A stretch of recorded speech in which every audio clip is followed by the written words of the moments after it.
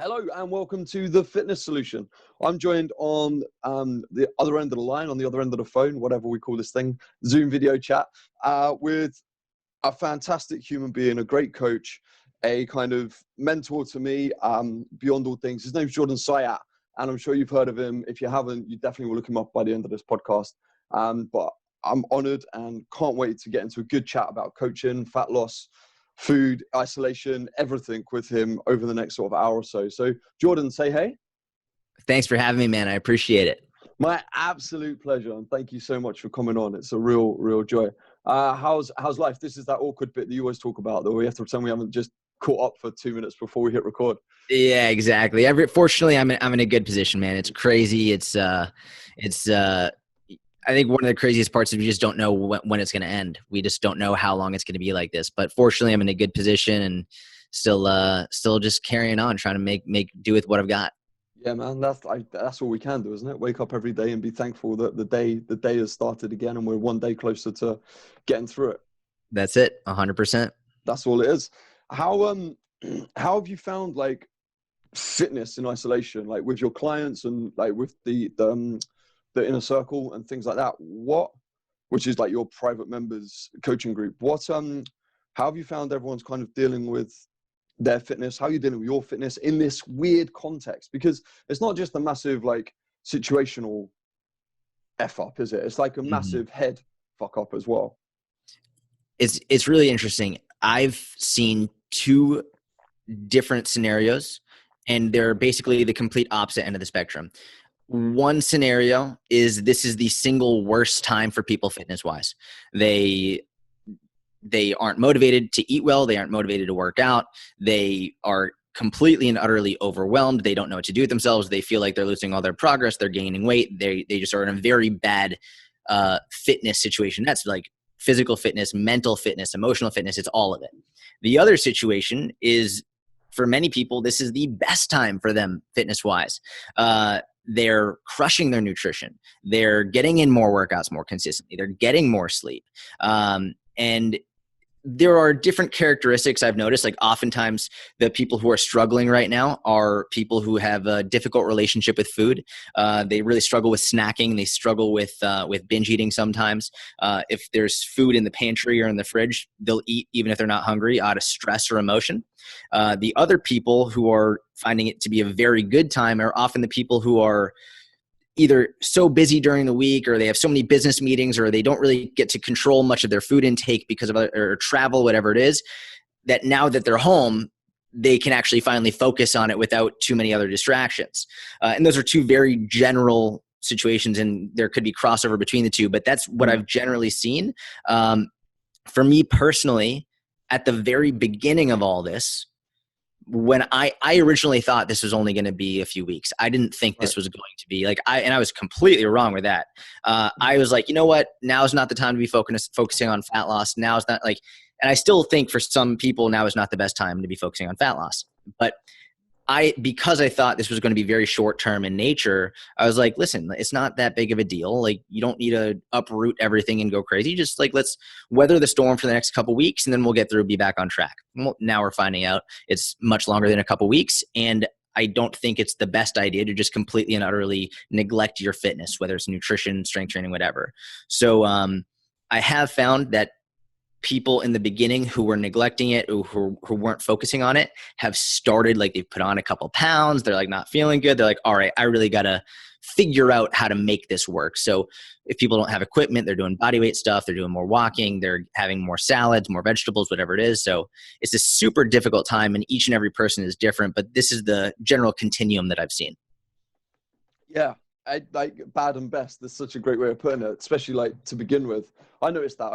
I've also noticed, like, through the transition, I started with quite high focus on my own fitness. I was like, it's not going to be too big a deal for me. I'll just, I've got a heavy dumbbell at home. I can work with that. Let's go.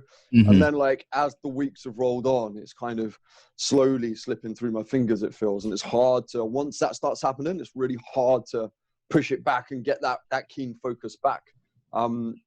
So I hope that's kind of not happening to too many other people, but I'm sure it's like anything, isn't it? There's 1,000 different elements of everything. It's so funny. The complete opposite. At the beginning, I was like, whatever, I'll take a couple weeks off, like let some injuries heal from jujitsu, whatever.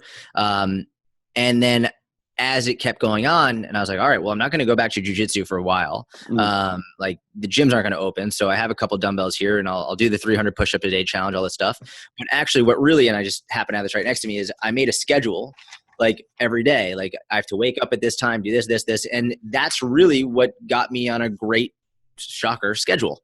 Like my workouts are planned. Like every morning I wake up, I'm working out. And I think one of the hardest parts about this time is there is no schedule. Like, especially if you're not working per usual, you can sleep in and there's really no like reason not to.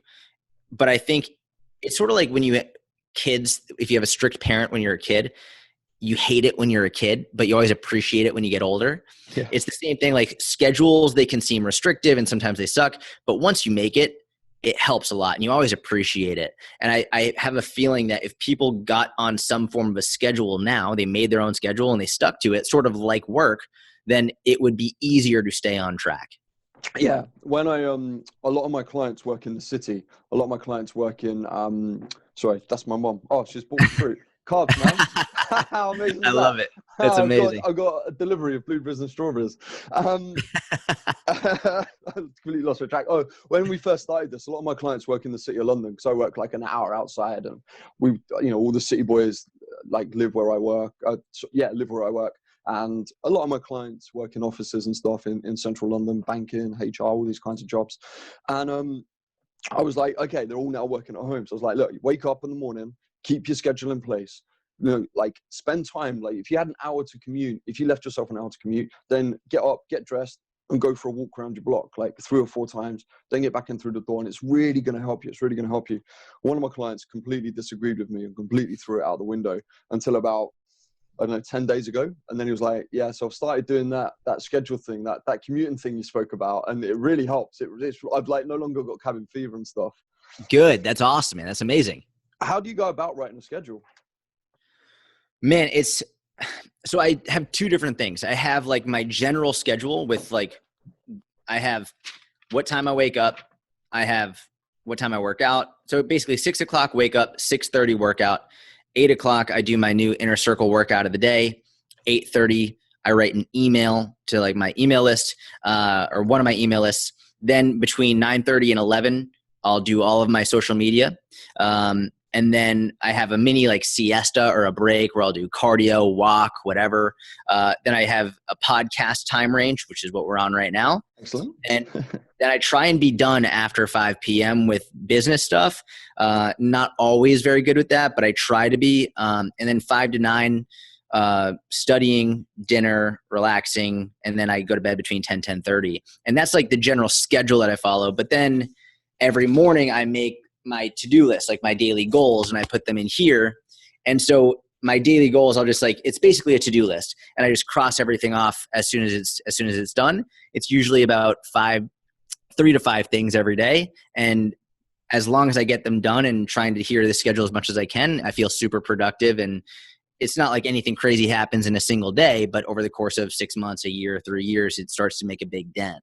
Yeah, of course. Like nutrition, like fitness. How would you say building a schedule like that would help someone? Would having a structure and a schedule to their day like that help them be more adherent to working out, to more fitness? Other than just like having the time allotted, like mentally, does it have a big impact on them? Yeah, I mean, massive. I can tell you without a shadow of a doubt. It's actually very interesting. I realized early on that I was way more consistent with my own workouts when I didn't just have like day 1, day 2, but I attached a day to it. So Monday was my lower body day. Wednesday was upper body, Friday, lower body, Saturday, upper body. And I did that for 5 years straight without missing a workout. So one of the things I switched with, and that was competitively powerlifting. And that was like, so there was other motivation, but that was by far the most consistent I've ever been. So I used to put on client programs just like day 1, day 2, and they'd be like, well, what day should I do? I'd be like, just get 4 in a row, four in a week, and just don't do all 3 in a row. But I noticed consistency improved when I put a legitimate day on it. So I'd be like, day 1 is Monday or Tuesday. Day 2 is Wednesday or Thursday. And so they have a day that it must get done. And it makes sense. Like, it's just very clear. It's concrete. It's basically, one of the common phrases is schedule your workout in like you would schedule a meeting, like a work meeting. Yeah. But I think a lot of people, it sounds nice, but they don't know how to practically apply that. They're not, okay, well, I'm going to write in my schedule workout here. So you must do it on this day. I don't care what time you do it, but it must get done and plan around it. So I think when you have a schedule, you make the schedule, you could put your workout, you could put, if you want to put the time, great. For me, it helps to have the time. If you want to put how many grams of protein you want to hit that day on your schedule, great. And you cross it off. Make sure maybe if you want to hit 100 grams of protein by noon, cool. Make sure you do that. Cross it off at noon. If you haven't done it by noon, get going. Get your protein in. If you want to put how many calories you're going to have for that day on it, great. But having it all laid out in front of you, written down in your own handwriting every day, and then crossing it off, it just feels amazing, and it helps really keep you accountable and more motivated. See, that's really interesting, because I'm the kind of person who would spend a day or two doing that. And then it slowly, as I said to you before, like it just slowly slipped through my fingers, a bit like my workout. And then I'd just be like, nah. And like, I have I'm artistic. Like I'm a classically trained actor, and like do Shakespeare and other bits and bobs.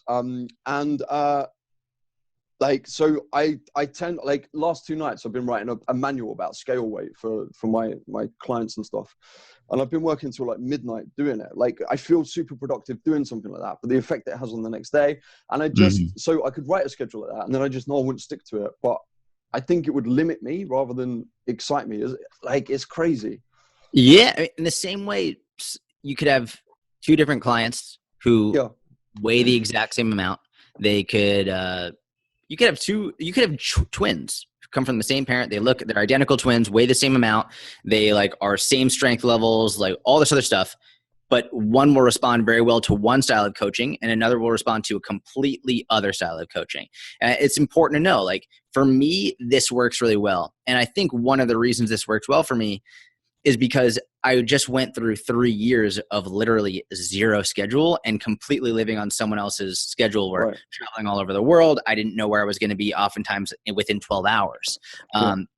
And I think one of the things I've gotten better at as I've built my own business is understanding the value of a schedule and understanding how important it is to schedule my day. I mean, but to be frank with you, I've spent many years pulling all-nighters and doing stuff like that. And it negatively affected my business, negatively affected relationships, but my business grew as I did that, like staying up all night, doing stupid stuff like that. But I was hyper-focused on business, and it grew and it grew and it grew. And now scaling back, making sure I stop by 5 p.m. or trying to. But to be frank with you, I said I'd try and stop by 5 p.m., but last night I had calls until 11 p.m., right? So it's like, it doesn't work every single day. It's just impossible. But in the same way, you don't expect your clients to be 100% consistent with their nutrition. You'd rather them try and be 80 to 85% than not try at all, just because they can't be 100%. Yeah, that's a really good point. I mean, the 80-20 rule is like just so well coached and so well known, isn't it? I suppose it's true of everything, isn't it? Like 2 days out of my week was that, get back on schedule today. It's the same as like when someone's failing a diet, right? It's like, okay, you had a couple of days off, draw a line. I have like what I call a 4-step fuck it philosophy. It's like, realize what went wrong. Okay. Acknowledge it went wrong. So step 1 is realize what's gone wrong. Step 2 is acknowledge it's gone wrong. Step 3 is draw a huge big ass line under it. And say fuck it, and then step 4 is move on. Is that 4 steps? I lost track. It's basically that. Draw a line under it, say fuck it, and move on. That's generally what you got to do, right? Yeah. Yeah, man. That's cool. What is like? I feel like I've just talked myself into a corner. What's your I've completely and utterly dried. This is ridiculous. That's right. I'll edit this bit out. Don't you worry, man. So you've been doing the 300 push-ups a day challenge, right? Mm-hmm. And was that to give you a super focus during this time? Was it to just keep fit during this time, keep your strength up? What was the purpose of that, and what did you find from it? So the main purpose of doing 300 push-ups a day, I'll say this, number 1, it's not intelligent from a programming perspective. And it's not smart programming. There's no it's not backed scientifically to be a great way to build your chest or your triceps or your shoulders. you would be much smarter from a physiological perspective to take more rest and do more progressive overload and be smart with it, and have more balance, have more rows and chin-ups and pulling and face pulls, blah, blah, blah. The purpose of this challenge was not anything related to physical strength or maximal performance or aesthetics, none of it. The sole purpose of 300 push-ups a day was to do something very difficult every day that I didn't want to do. That was literally it. And realistically, if we're talking about from physiology, it was stupid. It was dangerous. Like I could have hurt myself doing way, way, way more pushing than pulling. And I did balance it with face pulls and whatnot, or band pull aparts, but it was still a pretty stupid thing to do. And I wouldn't recommend anyone do it. But I have a history of doing that with my challenges. But either way, I think there's a tremendous amount of value to deliberately doing something that you don't want to do every day, and making that a habit. And that's not to say something like, well, you don't want to kill someone, so go kill someone. That's not what I'm saying. What I'm saying is, for example, a lot of people, they don't like to eat vegetables, so they don't eat vegetables. Or they don't want to floss their teeth, so they don't floss their teeth. It's like, this is stupid and it's childish. And you know in your heart and in your mind that you're not making the decisions that you know you should be. You would tell your child to floss. You would tell your child to eat vegetables.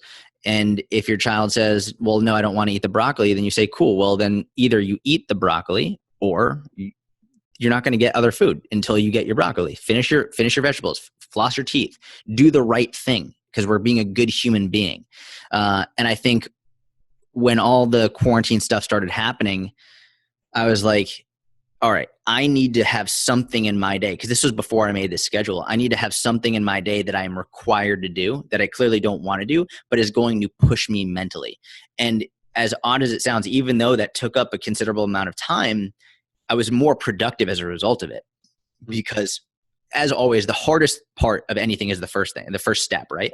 That just getting going. So for me, maybe I didn't want to work out. Maybe I didn't want to make content, but I knew I had to do the 300 push-ups a day. And immediately, just from the first push-up, boom, I was making content. Boom, I was, all right, well, cool. I'm starting to sweat. I'm going to get a little workout in now. It kick-started me off in a good way to get the motivation, to get myself rolling, get the ball rolling, to feel more accomplished every single time after I did one. I was like, all right, well, the first one was always the hardest. And it just set me up not only for better success physically, but also mentally. It made me mentally stronger. And I try and always, it's one of the reasons I like challenges, because they always suck. Like I don't like doing them. I didn't like doing the Big Mac challenge. I didn't like doing the carnivore challenge. I didn't like doing the 300 push-ups a day challenge. It's not fun. And I'm very open about that, but I'm always better as a result of it. And I think everyone can relate to that. Like no matter what hardships you've gone through, no matter what tragedies you've been through, odds are you're not going to be like, I wish that never happened. Usually you say, I'm glad that it happened. Even though it might've been awful, I'm a better person because of it. And that's what I think about that. It's like willful suffering, isn't it? That's exactly right. 100%. And you have to submit yourself to that pain. Like, I mean, take drama school, for instance. Like drama school is a really hard place to be. It's harder to get into than Oxbridge. Like, do you know, like Oxbridge is like our two biggest universities over here. Yeah, like, yeah, of course. Best in the world, right? It's harder to get into a drama school in this country than it is to get into Oxbridge. Like, and you spend 3 years there and you think you're chasing your dream. You think like, you know, you're becoming the actor you wanted to be. And then suddenly out of nowhere, like, it's really hard. It's really brutal. You're under scrutiny all day, every day. I had to do 12 hours a day, 6 days a week. I'd do more hours in the day than my mates would do at university.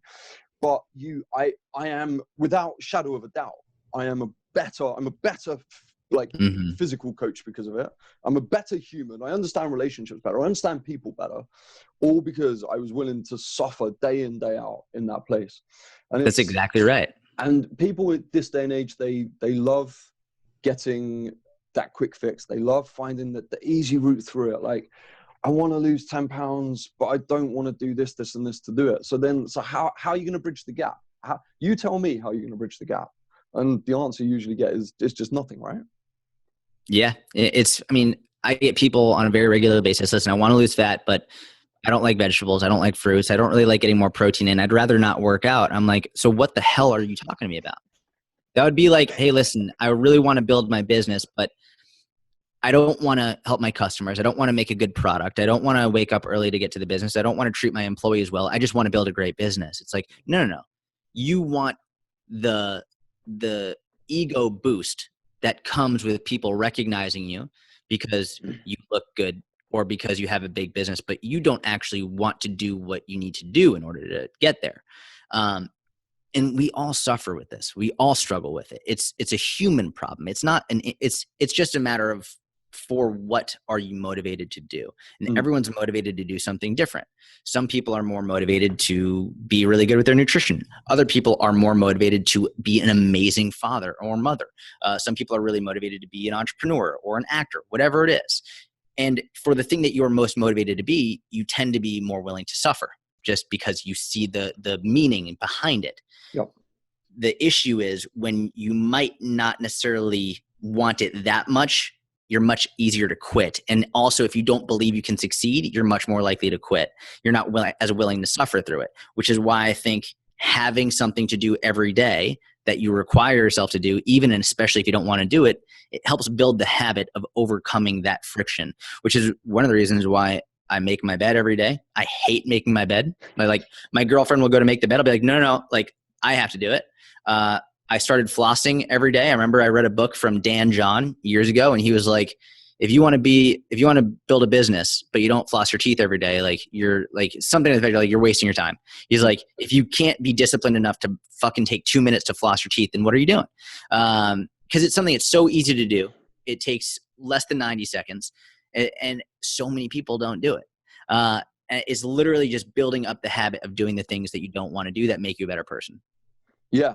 How do you know? How do you know whether you really want it or not? So like in that little segment you just spoke about, someone wanting like to lose weight or whatever, or it might not be what you want to do. You might want to be a mom, you might want to be a dad, like you want to put your efforts into that, which obviously do what, whatever makes you happy. I suppose that's the answer, isn't it? Whatever makes you happy. Mm-hmm. I used to say that, and the only twist I would say, instead of happy, I would say, what's the word I would use? I would say, Content. I would say meaningful or fulfilled. Yeah. Fulfilled. Yeah. Because happy is a very interesting word. I mean, drugs can make you happy. Yeah. Right? Food can make you happy. Whatever. Alcohol can make you happy. What's making you fulfilled? Mm-hmm. What's making you feel proud of yourself? These are emotions that I think are better to chase, because there's many different, you go on social media, you'll get both sides of it, but like you see this in politics, see this in nutrition, see it in everything. I think chasing happiness is a flaw of modern day society and culture, because number one, you can't be happy all the time. That's for sure. Not to mention, I don't think anyone would really want to be happy all the time, because if I just told you like, all right, we're just going to give you this pill and you'll be happy all the time, that's not a life. That's merely an existence. And you don't really experience all the highs and lows, the goods and bads, like the incredible, and you want to have all of it. Yeah. No one would just want to be happy all the time, even though it might sound great on surface. You wouldn't appreciate the good times, would you? Exactly right. Suffer the bad times. When you chase fulfillment, you chase being proud of yourself, inherently you will do things that are difficult. You'll go through periods of time that you struggle and that you suffer and that you overcome hardships, that you spend more time studying or learning or bettering yourself in some way. But it's all done with the end in sight of, I will be more fulfilled as a result of this. And understanding that part of fulfillment is suffering, I think is a very, very important thing to understand.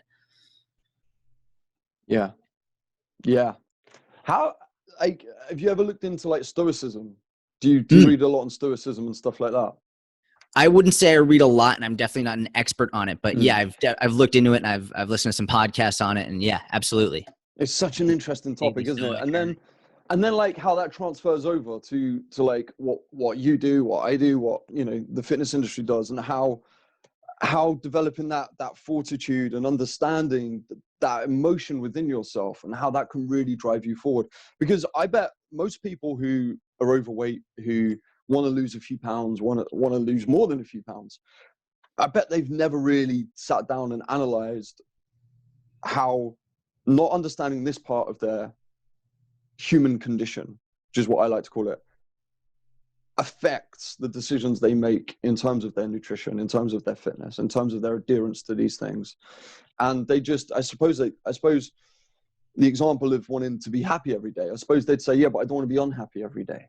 And that's what they're experiencing. So how, pulling themselves out of that balance must be a really difficult thing to do. I mean, I can't talk about it. I've never been overweight. I don't know what it is like to be in that position. I can fully understand it. And then when I'm in that situation with people, it's a case of listening, being empathetic, understanding, and all of these things.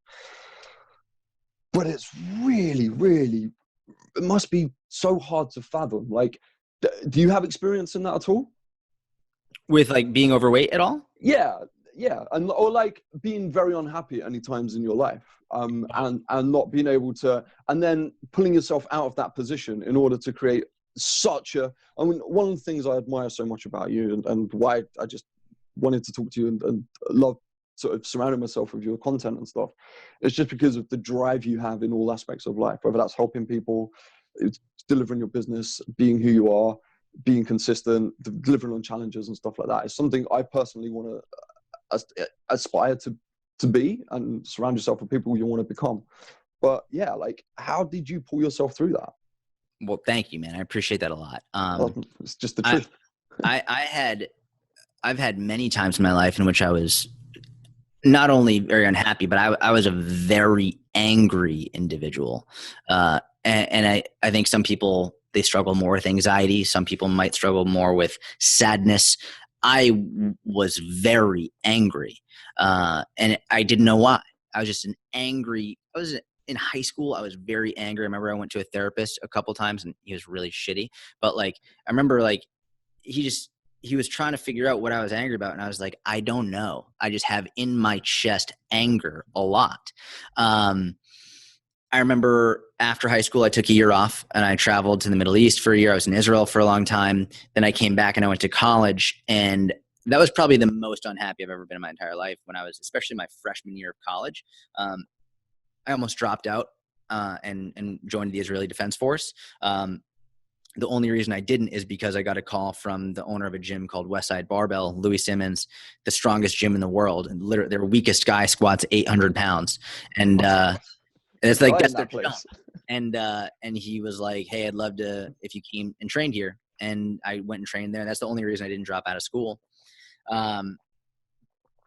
I remember a number of things. I remember calling my mom in tears when I was in college, my freshman year, being like, I hate this place. I want to leave. Like, I hate school. I hate the people. I hate being here. And then I remember talking with a family friend who's a psychologist, and he gave me some really good advice that I'll never forget at that point in time, when I was like, I think I'm going to leave. I'm going to drop out, move back to Israel. And he was like, listen, we both know you're not going to drop out. And the main reason I wasn't going to drop out was because I don't have a relationship with my father. And I knew if I dropped out, I might sacrifice my relationship with my mother.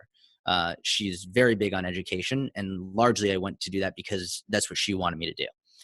He's like, so we know you're not going to drop out anymore. So just picture yourself, you're in detention. You're in detention for another 3.5 years. You can either sit in detention and stare at the wall, or you can make the best of your time in detention. Sit there and do something. And that's when I made my website. And I was like, listen, I'm going to sit here. I'm going to give the bare minimum in all these classes. I hate the teachers. I don't like the kids. I don't like what I'm doing. I don't like the environment. But I'm going to go all in on my website and my YouTube videos and all this, just because that's what I loved doing. That's what I felt right doing. I didn't go out to parties. And I'm not saying that to sound self-righteous or anything. It was mainly just because I loved what I was doing. I loved my website. I loved the work. I loved fitness and nutrition and psychology and all that stuff. And I would spend all nighters just researching and writing and doing everything. And people would be like, come on, let's go party. And I'd be like, no, absolutely not. Like, I want to do this. And it was hard and I suffered through it, but I couldn't be happier that I did it. I couldn't be more proud of myself that I made it through. And if I hadn't done that, if I had dropped out, I'm sure I would have had some amazing opportunities and life would go in directions I wouldn't have anticipated. But I'm incredibly proud of everything that I've done thus far. And no one who's been successful in any sense of the word has done it without serious hardship, or done it without going through suffering, or done it without really having to fight for a significant amount of time.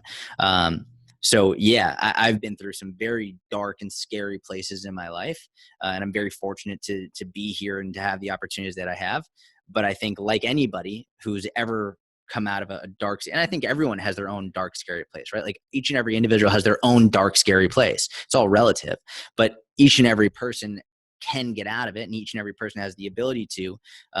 And one of the things that I want to help people with is help people find that strength within themselves to fight through it and to develop the skill of fighting through it. I think it's a habit, it's a skill.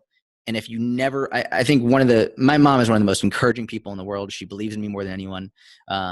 And she would never let me quit, ever. And I think I was very blessed to have that, because other people, they might not have had parents or friends or whoever who really fought for them to keep going, which I think if you don't have that, especially at a young age, it's easier to quit. And the more you quit, the more you make a habit out of quitting. The more you fight, the more you make a habit out of fighting. Yeah. Yeah, it's interesting, isn't it? I mean, that's really resonated with me. It's like, yeah, I try and work on my fight. I try and work on my fight every single day, and it does. Sometimes it doesn't pay off. Sometimes it does pay off, and sometimes I put my fighting energy into something that might not be what I thought I was going to put it into that day, but I'm getting something else out of that energy and that driving force behind me. Do you think do you think you ended up in that place at school unhappy, really? Because I mean, I don't want to put words in your mouth or anything like that, and if I've got any of this wrong, then tell me, but like, it sounded like to me you was kind of forced, in inverted commas, to go and do something that you didn't want to do. And do you think Yeah. that's why people get very unhappy when they're trying to lose weight? Because they very much are being forced by society, media, their own lack of confidence, their own issues, their partner, their friends, anything. And they're being forced into this place that they don't want to be in, called the gym, that's full of these weird people who look at them or don't, but that's another story. And do you think they just hate being there because they're being forced into it, and they feel like it's the only option, and they're kind of going with two hands up their back? Yeah, I think that's one part of it for sure. I think it's a very astute observation, and absolutely that's a huge part of it. I think one of the biggest reasons people hate it is because, number one, they feel like they can't do what they want to do and see progress. Like they can't enjoy their favorite foods. They feel like it has to be completely and utterly nothing or everything. It's like they don't understand. And this is social media, this is culture, society, lack of education, their own insecurities, whatever it is, prevents them from understanding that it doesn't have to be an all or nothing game. It's not a zero sum game. There's a moderation. I think the underlying foundation of it, though, and this is true in the research time and time again, the underlying foundation of it is, I think most people don't actually believe, when it comes to fitness, that they can succeed. They don't actually believe, because maybe they've tried every diet under the sun. Maybe they've tried every workout. Maybe they've tried to do it, and they've tried and they've tried and they've tried. Or the reality is they think they've tried. That's really the deeper thing that a lot of people, they get super defensive whenever I say that. Like, I have tried. It's not that I think. It's like, you definitely tried, but the level to which you've tried is probably not as consistent as you think you were, which is why I like having the calendar with the red X's and black circles. But I didn't believe at first that. So when I was going to drop out of college, I literally booked a ticket to Israel in October of my freshman year, because, long story short, we were assigned a school project on the first day of class, but it was like, the teacher never announced it. It was just online. And I never looked at the online website. And so I remember mid-October, she was like, all right, hand in your project. And I looked at my buddy Kyle. I was like, what project? And he's like, ha, like he laughed. And I was like, no, seriously, what project? He's like, dude, this was assigned day one. It was on Sakai, which is like the website. And I was like, I've never looked at Sakai. And he was like, dude. So I asked the teacher, I was like, could I get a 48-hour extension, and I'll do the entire, literally month and a half project in 48 hours? She's like, can I? And she was like, no, you fail. So I failed the class, and I was like, well, screw it. I'm going to go book a ticket to Israel. Like, screw all these people. At that point, when I booked the ticket, I didn't think that it was possible for me to get through another 3.5+ years of school. I didn't think it was possible. I was like, I'm going to quit. Yeah. The next day, I got a call from Louis Simmons offering me to to come train with him at Westside Barbell, which was like life changing. I looked up to him immensely. I read his work for years. So that's what got me to stay for that opportunity. But then I had conversations with my mom. I had conversations with my friend who's a psychologist. I had conversations with Louis, and all of these people were telling me why it was important for me to stay there and why they know I can succeed there and all these other things. And over time, I started to believe, okay, well, even if I don't want to be here, I know that I can make it through. I'm going to fight through. It wasn't that the school changed. It's that my belief in my ability to succeed changed over time. And I think most people quit before they ever get to a point in which they actually believe in themselves. And the longer you try and do something from a place of not believing in yourself, the sooner you're going to quit. This is why sustainable approaches are so important. Because if you try and do something completely and utterly unsustainable and you don't believe in yourself throughout it, then once you hit a roadblock, once your weight plateaus, once it gets difficult, once you have one bad treat, you quit. But if you do it more slowly and sustainably and give yourself the opportunity to believe in yourself and trust yourself and know you can do it, then once you've been doing it for 3 months, it's number one, become a habit. And number two, you can actually, wow, like I see this as a real possibility. I know I can do this because I've already proven to myself I can. That's a huge difference that is very under discussed in the industry. Yeah, it really is. It really is, isn't it? I mean, thinking about what you said there, like how you started with, like, people don't think they can succeed. I think that's a lot of that comes down to the fact people have such high, unachievable, unrealistic beliefs in what success for them is. It's like, you know, they even want to lose like 10 or not 10 stone, that's unrealistic, but they even want to lose like 5 stone more than really they're ever going to be capable of losing, just because genetically and because of their general body size anyway, how tall they are and stuff like that. And we've perpetuated this talk about what is possible for people. And actually, what if you break it down and really find out somehow what really is possible for you, you're going to be so much more adherent to success, because you're going to take it off this pedestal you have it on, right? Yeah, and not to mention, people are comparing their progress to very radical and extreme things that they've done. Yeah. For example, I was on the phone with someone yesterday, a potential client, someone who says he wants to work with me. And we were talking about stipulations and things that must be taken into account.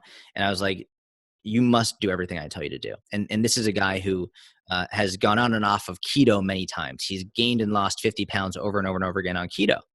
And he was like, okay, I'll do the calories, I'll trust you, but can we start with a rapid fat loss protocol?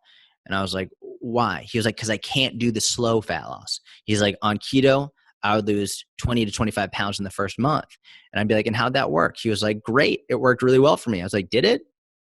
Then why are we on the phone? And he's like, well, I gained it back when I quit. I was like, well, why'd you quit?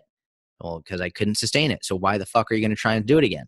If you know you can't sustain it, then why the fuck are you going to try and do it again? And he compared the progress that he wanted to make now, a rapid fat loss protocol, 20 to 25 pounds in the first month, with something that didn't work in the past.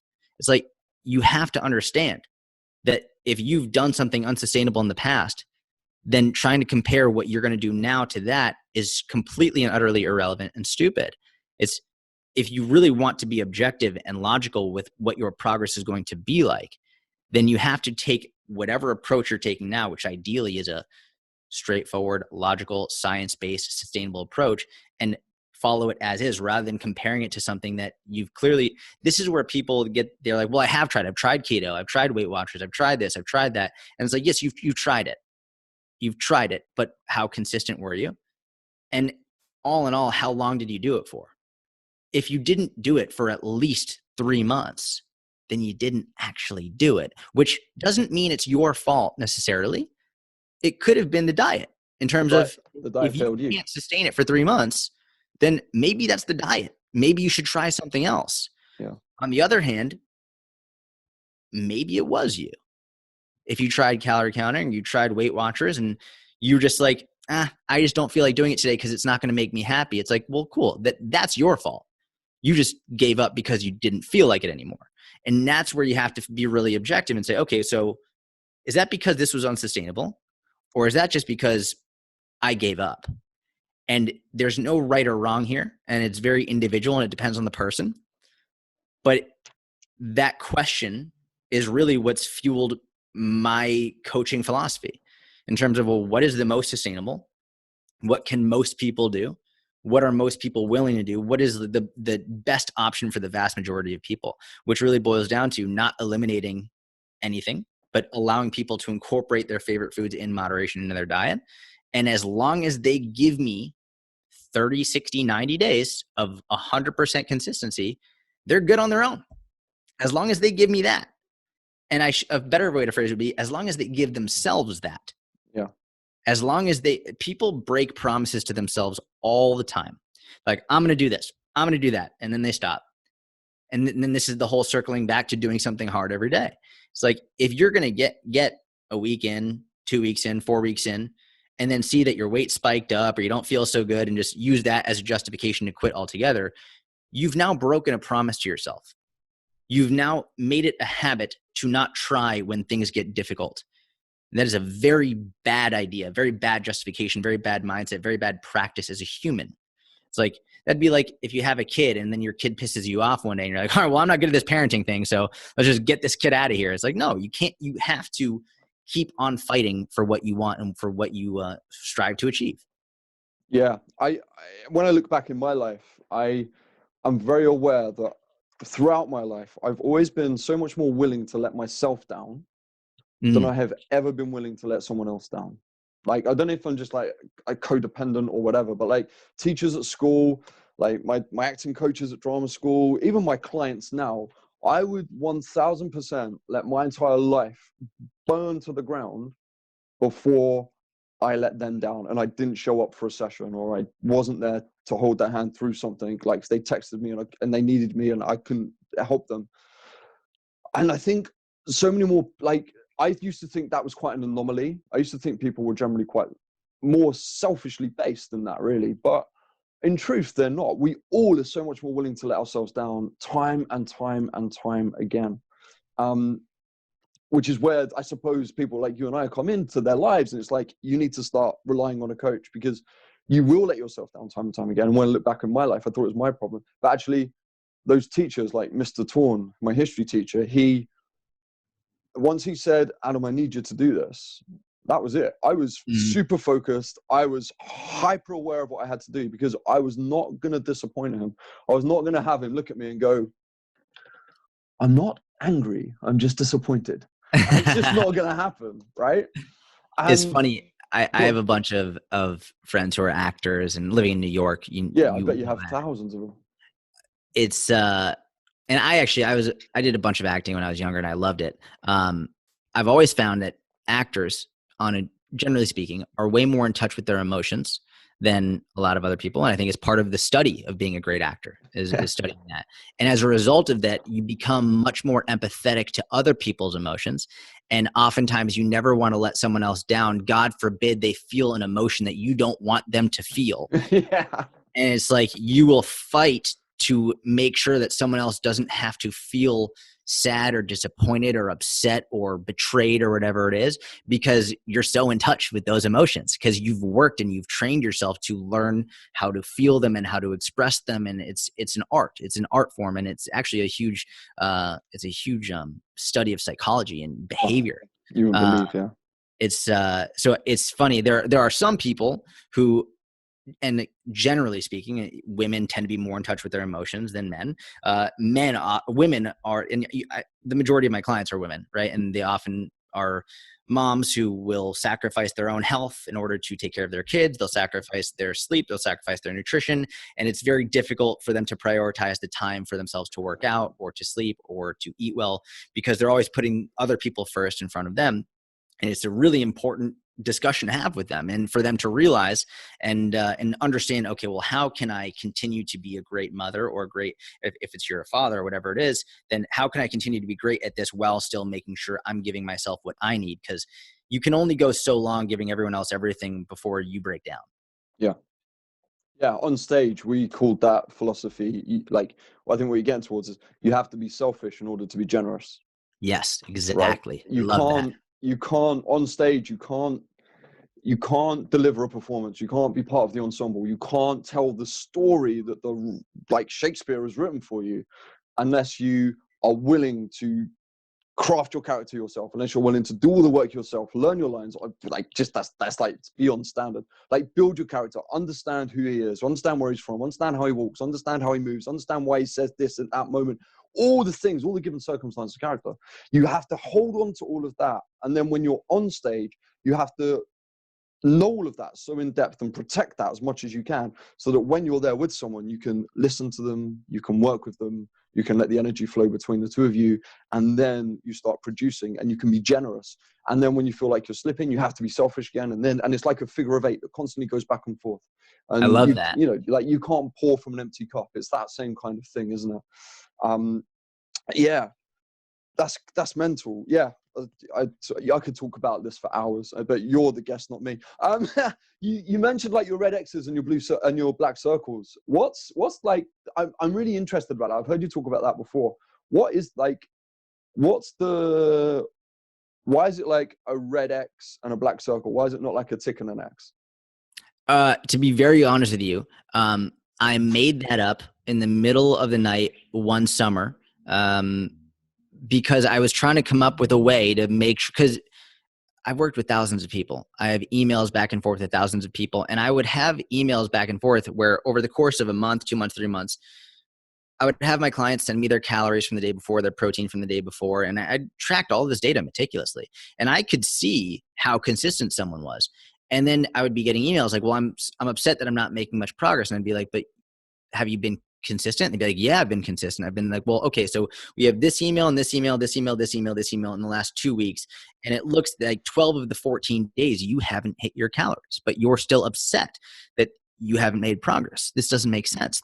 And they're like, wow, well, when you put it like that, I don't really deserve to be upset with my progress. I'm like, that's exactly right. So I remember in the middle of the night, I was at Gary Vaynerchuk's house and he was sleeping and I was in his living room and I was like, all right, I need to make something that is very objective and clear to people. And I was like, all right, so we'll have a calendar. And for whatever reason, the first thing that came to my mind was a red X and a black circle. And that was it. That just stuck. I mean, and people are always like, well, what if I use like, I was like, listen, I don't care if you use a coffee cup and an eggplant emoji. I don't care. It doesn't matter. Just choose something, one thing that clearly says you're being consistent and one thing that means you're being inconsistent. And that's it. And then at the end of the month, check to see how many consistency marks you have versus how many inconsistency marks you have. And then if you haven't been at least 80% consistent, you have not earned the right to be upset yet, which basically means if you have 30 days there, then at least 24 to 25 of those days have to be consistent. And most people, it's usually if they get 15 to 18 consistency marks, then that's on the high end of consistency for most people. Yeah. Yeah. See, there I was thinking there was some massive psychological reason behind it, like some like just crazy thing that like ticks enhance like thoughts of being good and X's are like being bad, and it's crazy, isn't it? How our brains work in these situations, man. Yeah, it is. Like one thing I do know about you, and we'll finish on this a bit because it's probably a good one too. Is like you strike the balance so well between being really empathetic with people, yet being like, it's not good enough. You've got to pick it up. You have to improve it. Like you, without it ever sounding harsh, without it ever sounding like you're whipping them or anything like that. Like, how do you strike that balance and tread that line so well with people? And then how did the people who are listening to this like tread that line with themselves? Man, I'm gonna be honest. If I knew the answer to that question, I definitely don't know how to articulate it. Here's probably the best way that I can. I mean, I have very close friends who are very, very, very like far left Democrats. I have very close friends who are very, very, very far right Republican. I have close friends who are Orthodox Jewish. I have close friends who are incredibly religious Muslim. I have friends who are like very like carnivore. I have friends who are completely plant-based and vegan. I have friends who are high-level athletes, like on the highest level competitively and completely and utterly psychotic with like their training and nutrition. And I have friends who are at least 100 pounds overweight and don't really train. Like I have every spectrum. Yeah. And for me, I think what I've found is you can learn something from everyone. And regardless of whether you're Democrat, Republican, Muslim or Jewish, vegan or carnivore, whatever it is, we're all human. And we all have so many of the same innate desires and needs and insecurities and fears and worries. And two of them are, one, the need to feel understood, and the other is the need and the desire to be pushed to be better.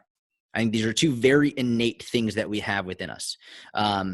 Another one which is separate is the need to feel, I would say, hesitate to say useful, but if you look at, for example, work-life happiness or work happiness, workplace happiness, people in the workplace who are consistently ranked happier and healthier are people who can see the result of their job actually helping people, rather than people who maybe they do spreadsheets, but they don't see where it's going in the greater wheel of the business.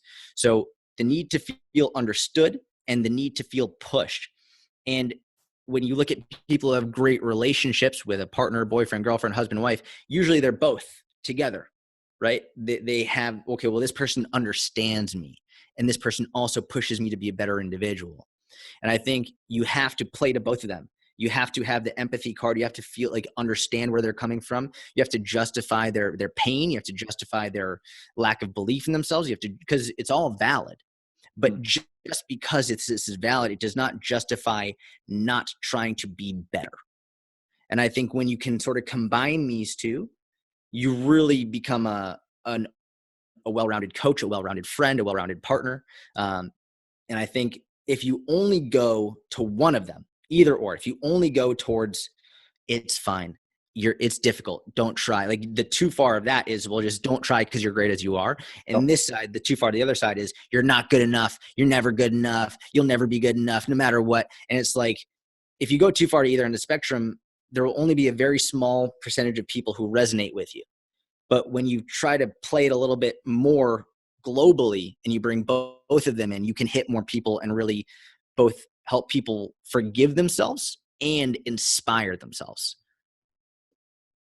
That's amazing. What a great note to finish on, man. That's absolutely amazing.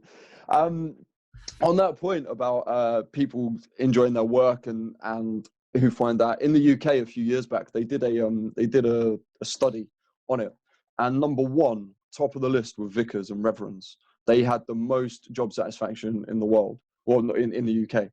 And at the bottom of the list was people who run pubs, landlords and publicans. And I they believe didn't. it. And yeah, I perfectly resonated with me, because my mum and dad, they're doing a church quiz right now, like below me. And I've also worked in a pub, and I tell you, yeah, they're definitely a lot happier than people who worked in the pub were. So, I believe it, man. It makes and the data supports it very clearly. It very much does. It very much does. So yeah, that's what a great note to finish on. Let's learn to inspire people. That's all we're here to do, isn't it, really? Yeah, 100%, man. This was great. Thank you for having me on. My absolute pleasure. Where can people find you if they don't know about you already? Where's the best place to hook up with you?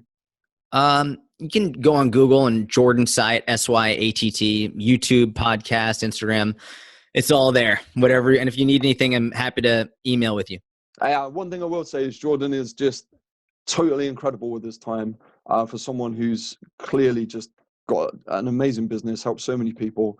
He just lives to help people. So, you know, he's always helped me out. He's always messaged me back and stuff like that, which it means a lot. So, you know, yeah, do reach out to him if you feel like you need some help with something, and I'm sure he'll be more than willing to direct you in places that you need if you can't find stuff that's already he's put out there, because he has put out everything there is to know about everything that is out there in terms of health and fitness. Anyway, Jordan, from the literal bottom of my heart, thank you so much for giving me your time today, and thank you so much for sharing just such astounding thoughts with my listeners. It means a lot to me, and I'm sure it means a hell of a lot to them. So thank you so much. It's a pleasure, man. Thank you for having me. My absolute pleasure. Thanks.